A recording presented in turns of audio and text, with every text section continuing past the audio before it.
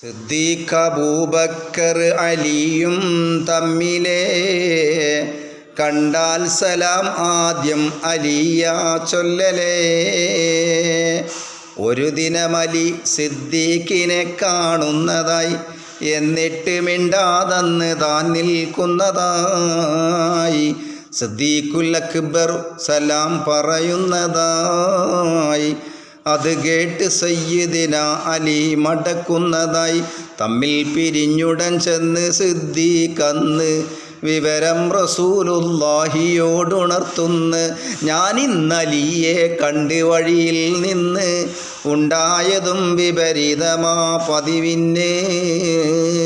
താൻ കണ്ട നേരം മൗനമായി മിണ്ടാതെ, നബിയെ എനിക്കത് ക്ലേശമായി വല്ലാതെ.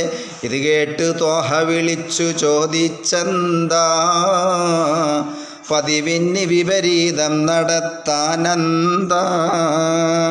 ഈ രാത്രിയിൽ ഞാൻ സ്വർഗമിൽ ഒരു മന്ദിരം കണ്ടിട്ടു ചോദ്യം ചെയ്തതാർക്കതിനുത്തരം. ആദ്യം സലാം പറയുന്നവർ കാണുന്ന, അതുകൊണ്ട് സിദ്ദീഖിനൊഴിഞ്ഞതു തന്നെ.